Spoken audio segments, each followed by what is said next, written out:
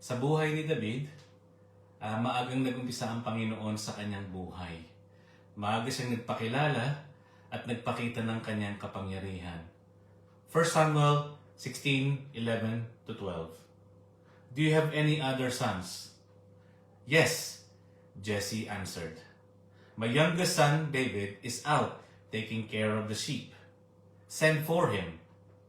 Samuel said, We won't start the ceremony until he gets here. Jesse sent for David. He was a healthy, good-looking boy with a sparkle in his eyes. As soon as David came, the Lord said to Samuel, He's the one. Get up and pour the olive oil on his head. Here, we could see that God chose David at an early age. David was only 15 years old when God chose him to be his servant. David was only 15 to 17 years old when he fought the giant Goliath. And he became king when he was 30. His journey with God weren't quick, but rather slow and progressing. Tulad natin, ang Diyos ay nagpapakilala na maaga sa ating buhay. Nagpapakita ng kapangyarihan at nagpapakita at nagpapamalas ng kanyang kabutihan sa ating buhay. Sa buhay ni David, ito ang ginawa ng ating Diyos. Ipinakita niya ang kanyang pagkilos sa kanyang buhay. At dito nakita ng maraming tao ang pag-anoint at pagpili ng Panginoon kay David. So magang ito, ang pamagat ng ang title ng ating preaching, Don't Give Up on God. Let's pray. Heavenly Father, we thank you, Lord, for your goodness. We thank you, Lord, for your grace. We thank you, Lord, for your mercy. We thank you, Lord God, for the truth that you're about to speak in our midst. Panginoon, nawa magsalita ang inyong presensya sa aming kalagitnaan ngayon. Nawa, Panginoon, na kami, Panginoon, ay makinig ng lubos sa inyong mga sasabihin sa pamamagitan ng inyong salita. Liwanagan niyo ang aming mga isip at puso. Nasa ganoon, Panginoon, makita namin, Panginoon, ang mga gusto niyong sabihin sa aming mga sarili na pwede namin ipagbago at makalapit, Panginoon, lalo kami sa inyong presensya. Patawarin mo kami sa aming mga kasalanan. At dalangin ko, Panginoon Diyos, na linisin mo kami sa lahat-lahat ng aming mga kakulangan. Ang mga salita mo, Panginoon, ang tunay na magbago sa aming buhay. Nang sa ganun, Panginoon, ang inyong presensya ang makapangyari sa aming mga desisyon sa araw-araw. At ang lahat ng ito ay dinadalangin namin sa pangalan ng aming Panginoong Hesus. Amen. Psalms chapter 40 verse 17. But as for me, I am poor and needy. May the Lord think of me. You are my help and my deliverer. You are my God. Do not delay. This verse is part of a long narrative that David wrote before God. Isinulat niya to nung siya'y nakakaranas ng paghihirap. Isinulat niya to para iparamdam sa Diyos, ipakita sa Diyos ang kanyang pagtitiwala. Ang pagtitiwala niya sa kabutihan at katapatan ng ating Panginoon.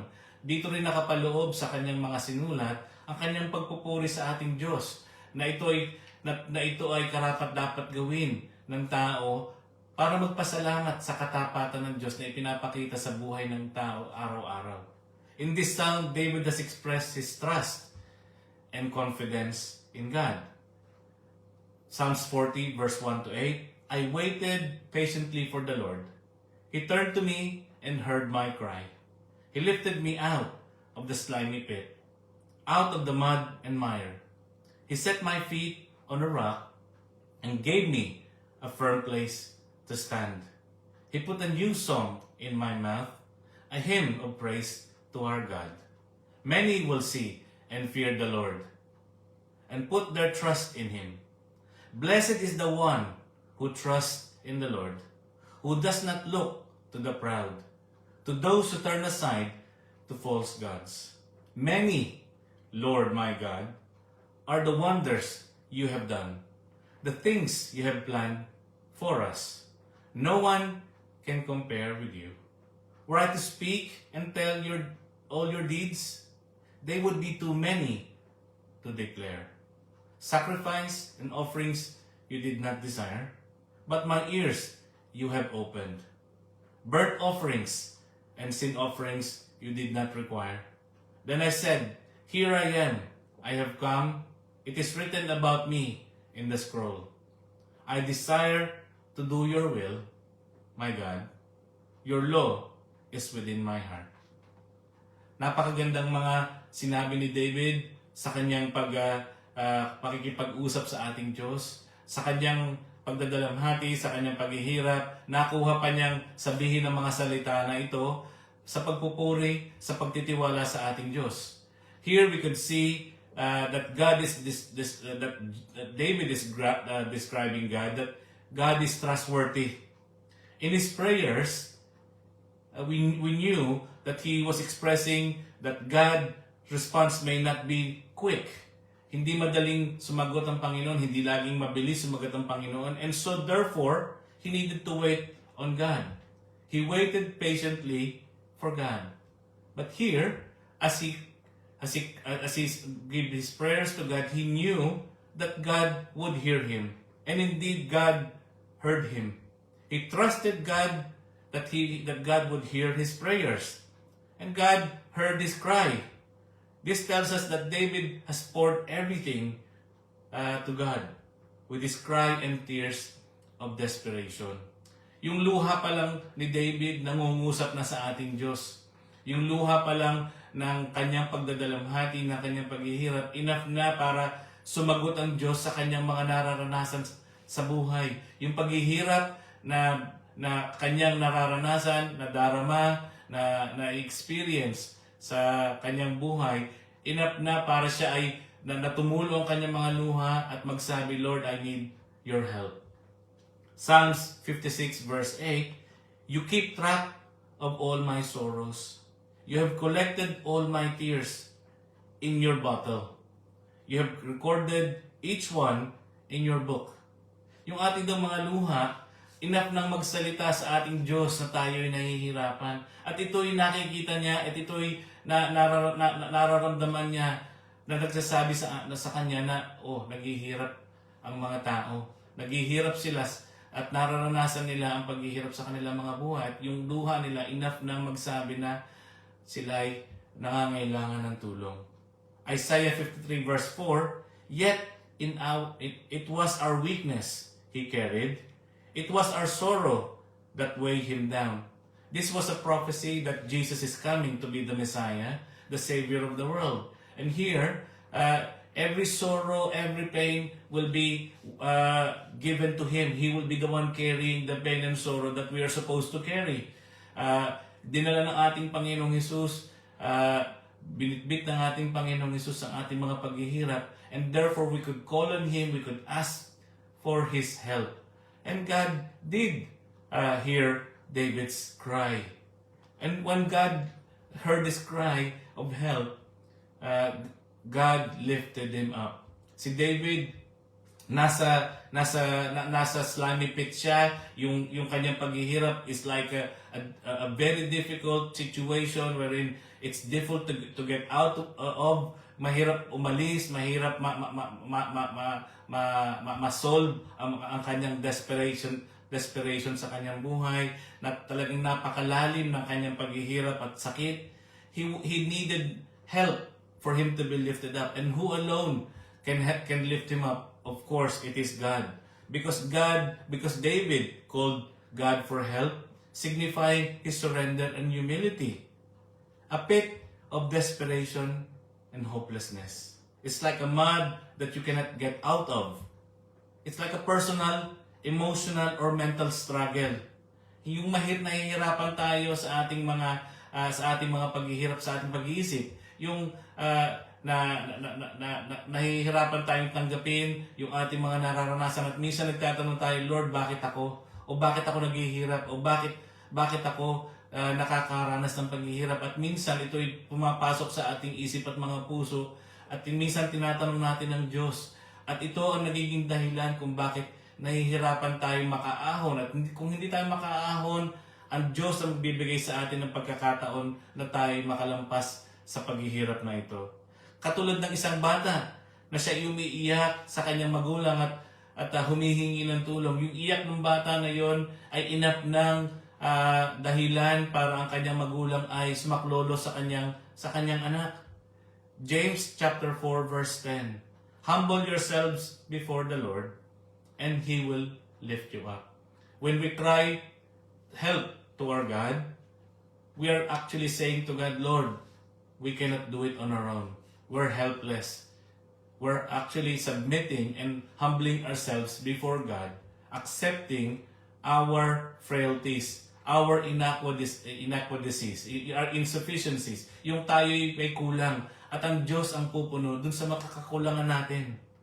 After God has lifted him up, hindi naman siya pinabayaan ng Diyos na maging vulnerable ulit para maatake ulit ng mga mental issues o mental problems o mga paghihirap muli ng kanyang isip at puso.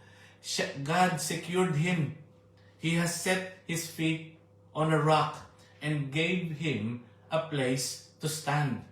Yung makabalik ulit siya sa kanyang kinatatayuan. Makatayo ulit siya firmly founded in a safe place, in a firm place. Hindi naman tayo basta iniiwanan ng Diyos pagkatapos niya tayong iligtas sa paghihirap. God did not just save him or lifted him up, but also He has placed David with His protection. Inalagaan niya si David. Inaalagaan niya si David. God was David's rock, a firm and secure presence in his life. Yun naman ang Diyos para sa atin. Siya talaga ang matibay na sandigan. Hindi dapat tayo tumindig o manindigan sa ating kalakasan o sa ibang tao. Hindi tayo sumasandal dapat sa ating sarili dahil tayo vulnerable sa ibang tao. Hindi dapat tayo sumasandal at dapat ang Diyos ang ating sinasandalan. Psalms 18 verse 2, The Lord is my rock, my fortress and my deliverer. My God is my rock, in whom I take refuge, my shield and the horn of my salvation, my stronghold.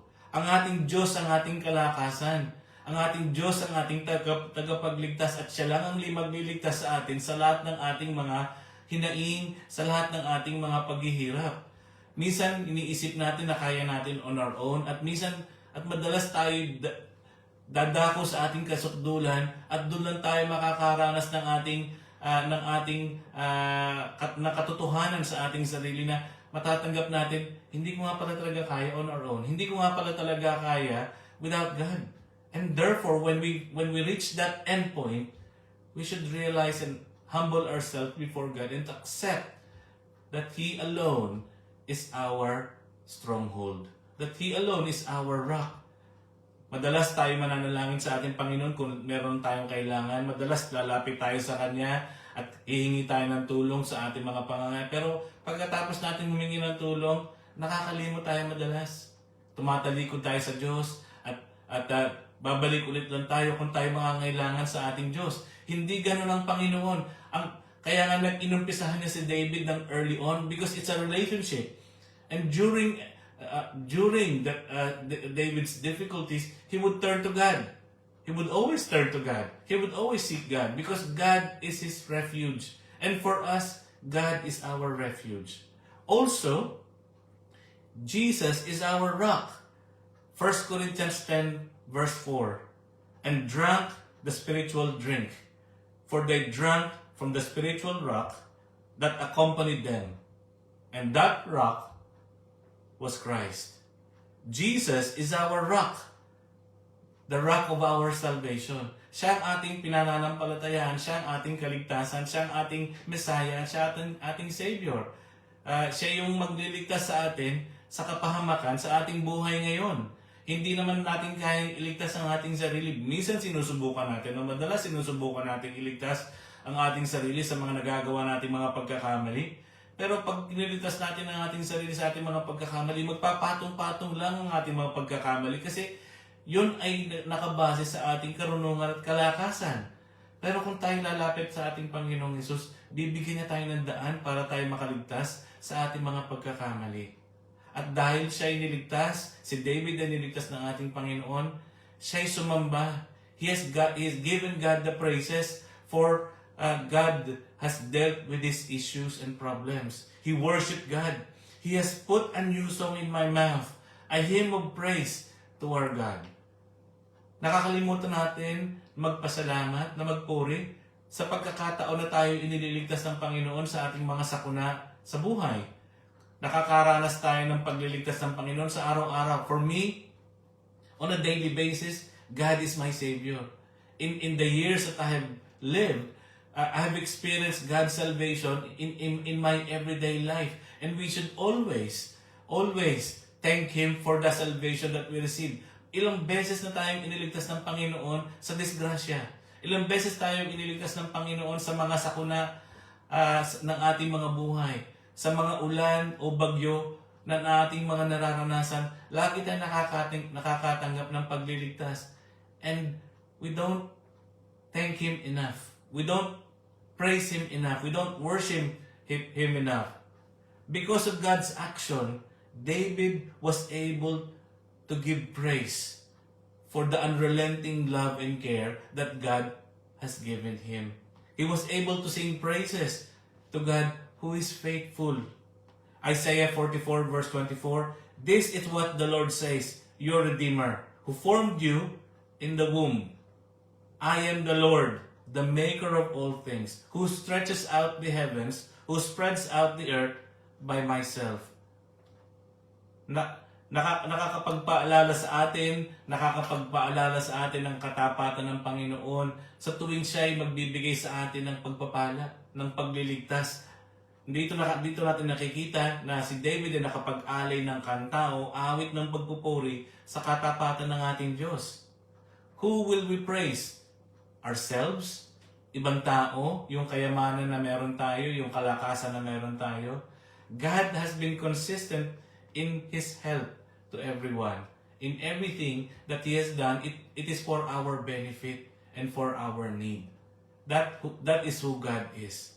Sabi ng kanyang salita, "Blessed is the man who trusts in the Lord." At totoo nga, mapapalad ang mga tao na nagtitiwala sa Diyos at hindi sa mga Diyos-Diyosan. Hindi nagtitiwala sa kanilang mga sarili. Hindi nagtitiwala sa mga tao, lamang o sa mga bagay na nagbibigay ng pansandaliang kasayahan.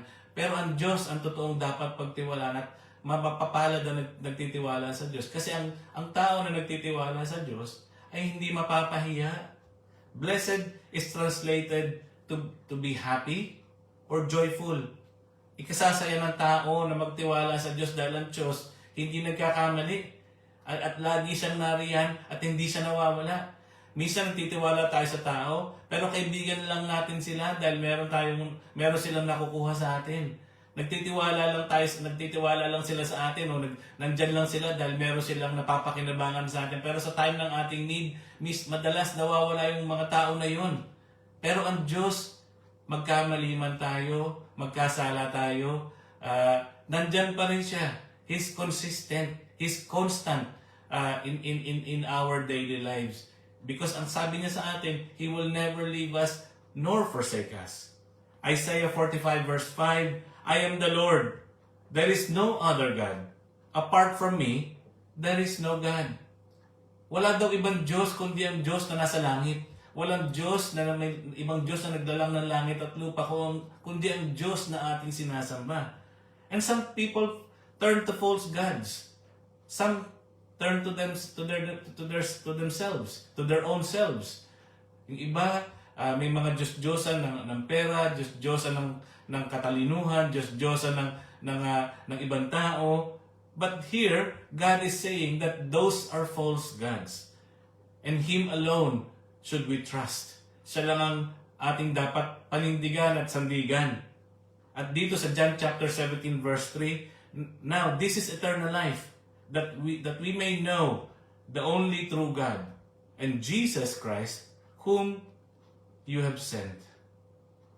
We cannot find any help on other people or other stuff that we have. Ang Diyos lang ang dapat nating pagtiwalaan dahil siya ang totoong may lalang ng langit at lupa. If we look back in our lives and recall how many times God has lifted up from a very deep problem. And we could always say, oh, God is faithful. God is truthful and trustworthy. At siya nga, totoo nga, siya ay trustworthy. Also, we could see in David's heart that he wanted to do God's will. Mas mabuting sumunod tayo sa kalooban ng Diyos, katulad ng sinasabi ni David dito na obeying the will of God. I desire to do your will, my God. We can probably think of doing our own will. Sundin natin ang ating mga kalooban, sundin natin ang ating mga kagustuhan, but yun ang maglalayo sa ating Diyos. Pag sinusunod natin ang ating mga layaw, pag sinusunod natin ang ating mga sarili, lumalayo tayo sa kalooban ng ating Diyos. Yun ang nagpapalayo sa atin at iniisip natin na kung tayo susunod sa ating mga sarili, tayo na ang Diyos ng ating mga kagustuhan. Tayo ng Diyos ng ating kinabukasan na kaya nating i-predict ang mga mangyayari sa ating mga buhay. Pero dito sinasabi ni David, his desire was to do God's will. We become gods of our own lives when we disobey God and we follow our own will. 1 Samuel 15:22. But Samuel replied, what is more pleasing to the Lord? Your burnt offerings and sacrifices, or your obedience to His voice? Listen, obedience is better than sacrifice, and submission is better than offering the fat of rams. May kagustuhan ng Diyos na gawin ni Saul, pero hindi ito ginawa ni Saul. At dahil sa kanyang pagkakamali, nag-offer siya ng mga fattened offerings sa ating Panginoon. Pero hindi ito tinatanggap ng ating Diyos. Dahil sabi ng Diyos sa kanya, through Samuel, mas tinatanggap ng Diyos ang obedience kaysa sa mga offering. Yung pagsisisi niya, tapos na. Pero dito, ang gusto ng Panginoon tayo sumunod sa kanyang kalooban.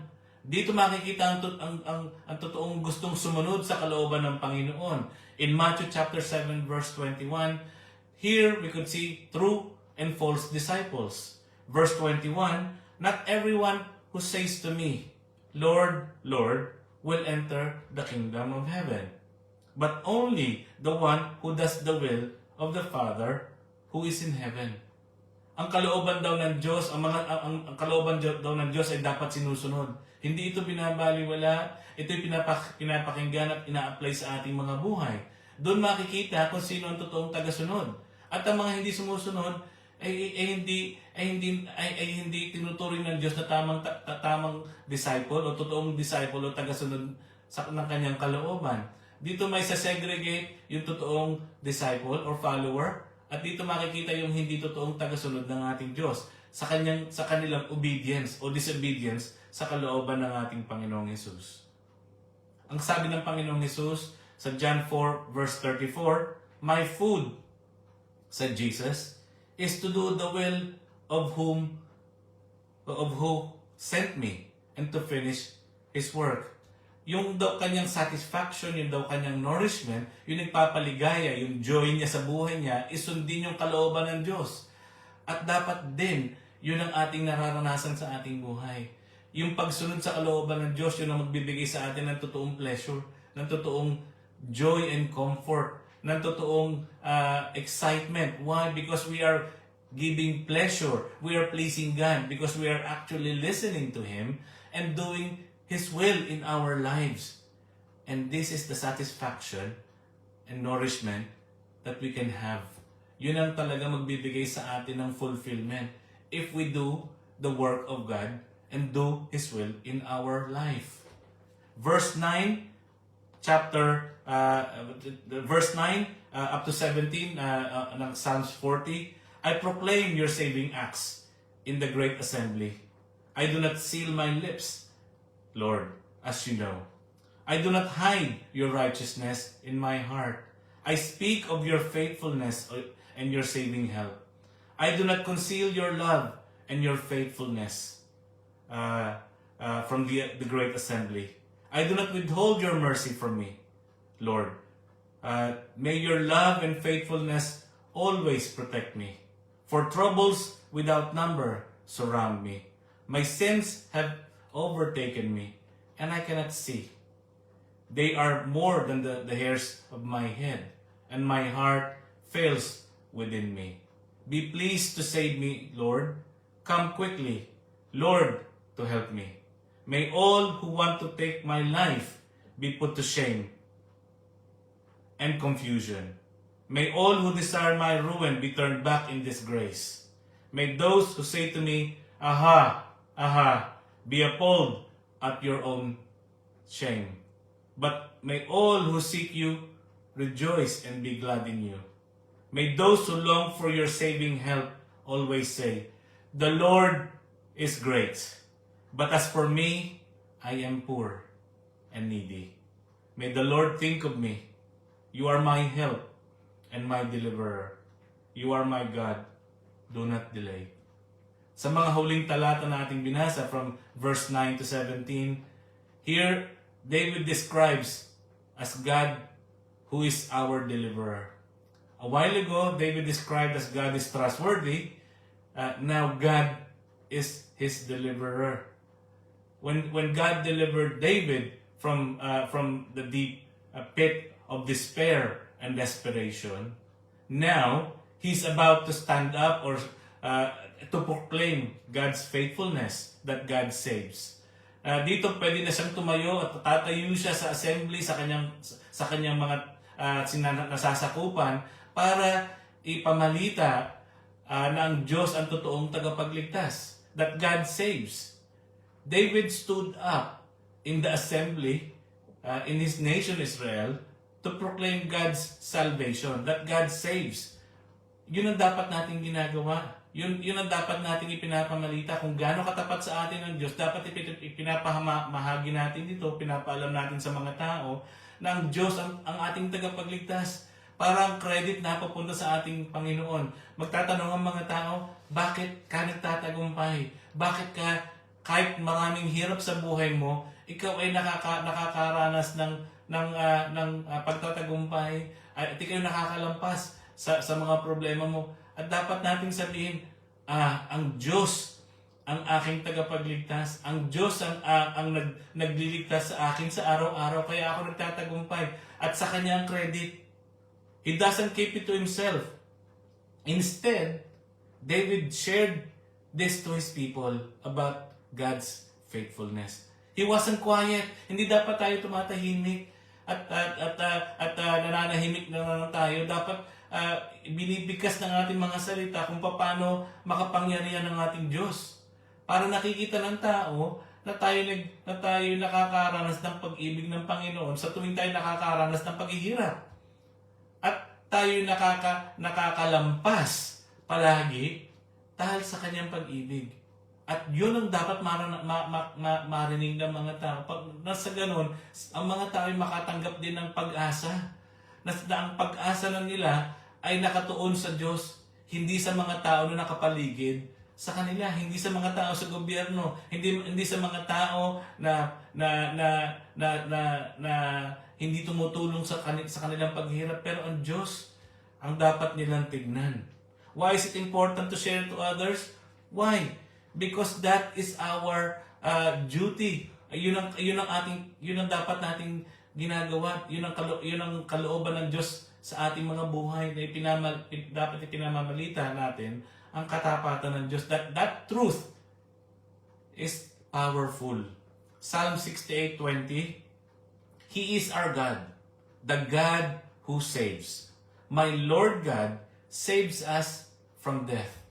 Yung nasa bingit ka ng kamatayan, yung nasa bingit ka ng paghihirap at nakalampas ka doon, yun ay inapnang sabihin sa kapitbahay mo, ang Diyos ang tumulong sa akin.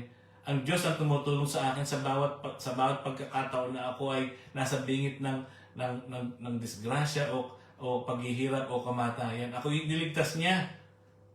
Hindi ako nagutom, hindi ako nahirapan man ako'y nakaahon sa bingit ng paghihirap. Matthew chapter 14 verse 30, but when he saw the strong wind and waves, he was terrified and he began to sink. Save me, Lord, he shouted. Ito si Pedro, nung nakita niya ang Panginoon na naglalakad sa tubig, naglakas ng loob siyang sabihin sa Diyos, Lord, kung ikaw nga yan, palapitin mo ako sa'yo, palakarin mo rin ako sa tubig. Nakalakad siya ng kaunti, pero nakita niya, when he saw the strong wind and the waves coming to him, he began to sink. But when he was sinking, he called to Jesus, Lord, save me. Jesus saved him. Out of his fear, out of his problems and difficulties, God lifted him up. And that is who God is. Siya yung umaahon sa ating paghihirap. Siya yung nagdi-deliver sa atin. His love delivers us. Siya lagi yung nagliligtas. Yung pag-ibig niya, lagi nandyan para tumingin, makita tayo sa ating mga paghihirap. There are many ways God shows His love. Sabi dito, do not withhold your mercy from me, Lord. May your love and faithfulness always protect me. For troubles without number surround me. Napakarami daw niyang paghihirap, napakarami niyang pagsubok, napakarami challenges na hinaharap si David. But the love and faithfulness of God surrounds him, protects him. His love delivers us from many trouble. Madalas, when it rains, it really pours. Pag bumabagyo ng problema, talagang sunod-sunod. Minsan hindi na natin makount at minsan hindi na natin alam ang gagawin. At kung hindi tayo titingin sa Diyos, kung hindi tayo ihingi ng tulong sa Diyos, makakagawa tayo ng pagkakamali. Dito, sinasabi ni David na dapat sa Diyos tayo humingi ng tulong. Dapat tayo sa Diyos humingi ng help. Dapat sa Diyos tayo manalangin. At siya'y tutugon dahil mahal niya tayo. Psalms 34 verse 19, the righteous person may have many troubles, but the Lord delivers him from them all. Napakabuti ng Diyos. Marami tayong paghihirap, marami tayong nararanasan na pagsubok, pero siya ang magliligtas sa atin sa bawat paghihirap na ating nararanasan. Pangako niya yun. Siya nagsabi noon, kailangan lang tayong humingi ng tulong niya. Dahil yung pag-ibig niya, laging nandyan, nakaalalay para sa atin. Hindi lang sa mga troubles niya tayo inililigtas. Yung pag-ibig niya, His love delivers us as well from our enemies. Be pleased to save me, Lord. Come quickly, Lord, to help me. May all who want to take my life be put to shame and confusion. All who desire my ruin be turned back in disgrace. May those who say to me, aha, aha, be appalled at their shame. Nananalangin siya sa ating Panginoon na maraming nagpe-persecute sa Kanya, maraming gustong pumatay sa Kanya, maraming gusto siyang bumagsak, marami na gustong siya'y magkamali at hindi na maghari sa kanilang nation, pero siya ay lumapit sa ating Panginoon at siya ay tutulungan at tinulungan ng ating Diyos. Psalms 18 verse 3, I called to the Lord who is worthy of praise, and I have been saved from my enemies. Maraming mga taong gustong umaway sa atin, maraming nagkikreate ng chismis, maraming naiinggit, maraming gustong nagbabalak ng masama laban sa atin. Pero alam ito ng Diyos. Maraming mga bagay na hindi tayo nakikita, pero nakikita ng Diyos ang mga nangyayari sa ating mga buhay. At God is always working in protecting us. Pinoprotektahan niya tayo. Hindi man natin nakikita, inililigtas niya tayo sa mga tao na gustong gumawa ng kasamaan sa ating mga buhay. Yung gustong malakit sa atin, yung gustong gumawa ng istorya para tayo baliktarin, para tayo mapasamain. Ang Diyos nakikita ito at siya mismo ang kumikilos. Hindi man natin nakikita, God is working. Even if you don't see it, God is working. At dapat tayo magpasalamat. Kahit hindi man natin nakikita ang pagkilos ng ating Panginoon at meron tayong nakikita na nagtatagumpay tayo sa ating buhay. Paano nga ba nangyari yun? Paano nga ba na tumahimik yung ating kalaban? Kumilos ang Diyos. Ang Diyos ang kumikilos. Dapat tayo magpasalamat. Dapat tayo magpasalamat palagi sa ating Diyos. His love also forgives. His love always forgives us from all our sins. Many sins have overtaken me. I cannot see. Sa karamihan daw ng kanyang kasalanan, hindi na siya nakakakita. Sa karamihan ng kanyang kasalanan, ito'y kasing dami na ng kanyang mga buhok sa kanyang ulo. At itong mga kasalanan ito nagpapabigat sa kanyang puso. Kaya si David ang nagsasabi sa Diyos, at napakaganda ng kanyang pakikipag-usap sa Diyos dahil siya'y tapat, siya'y honest na umaamin sa kanyang mga pagkakamali, sa kanyang mga kasalanan. Ibinibigay niya sa Diyos ang kanyang pagsisisi. Hindi niya itinatago ito, hindi niya ito dinadamitan o hindi niya ito kino-cover. Bagkus, ito yung sinasabi niya sa ating Diyos. At kung ito yung sinasabi natin sa ating Diyos na tayo nagkamalit, nagsisisi at umaamin sa ating mga pagkukulang, siya magpapatawad sa ating mga pagkakamali. Mark chapter 2 verse 5, when Jesus saw their faith, He said to the paralyzed man, Son, your sins are forgiven. Ang Panginoong Diyos, makikita ang ating pananampalataya sa Kanya sa pamamagitan ng ating pagsuko. Sumusuko tayo sa Kanyang pagiging Diyos, sa Kanyang Lordship. Hindi lang siya Savior sa atin, siya din ay Diyos. At dahil siya ay Diyos, dapat tayong sumuko sa Kanya, magsisi, at siya ang gawin nating Panginoon ng ating buhay. Hindi naman pwedeng Savior lang siya at tayo ang Diyos.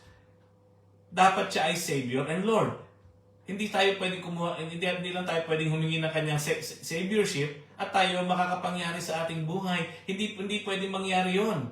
Dapat yun ay magkasama. Hindi yun naglalayo. Hindi natin pwedeng i-segregate ang ating Panginoon at i-compartmentalize ang ating Panginoon na, oh Lord, Savior ka. Pero pagdating sa mga bagay nito, oh Lord, ako na. Ako na ang Diyos ng aking buhay. Hindi pwede yun. Kung tayo susuko, tayo dapat sumuko ng buo katulad ni David. Luke chapter 23 verse 34. Jesus said, Father, forgive them, for they do not know what they are doing. And they divided up His clothes by casting lots. Itong Panginoon na nasa krus na ng Kalbaryo, and He still were thinking and praying for those who were sinning against Him. He was praying for them that the Father will forgive them because they were blind. They don't know or they didn't know what they're doing. And minsan ganun tayo. We don't know what we're doing. We don't know, we're blind and we're deaf in the words of God. Hindi natin narinig ang pagsasalita ng ating Diyos na tayo magbago. And yet, Jesus is praying that God will forgive us in those moments that we don't know what we're doing. Nananalangin ang ating Panginoon Diyos sa ating mga pagkakamali. Even though we are blind, even though we are deaf, we can have this sight and hearing if we come to Him and He will forgive us. Why? Because He is faithful and just that He will hear our prayers and He will forgive us from all our sins. David recognized his own limitations and he has declared his spiritual poverty and dependence in God. Yung pagod ka na, you have reached your limit, na ginawa mo na ang lahat, kinaya mo na ang lahat at nakita mo ang limitasyon bilang tao na hindi mo na kaya. Ito si David sa harapan ng ating Panginoon Diyos. Nakita niya, na-recognize niya yung limit niya. He has recognized his limits. But as for me, I am poor and needy. May the Lord think of me. You are my help and my deliverer. You are my God. Do not delay. Ito yung pagsuko na natin. Ito yung pagsuko na ni David sa kanyang paghihirap na hindi na siya makaalis doon sa kanyang kaakibat na problema.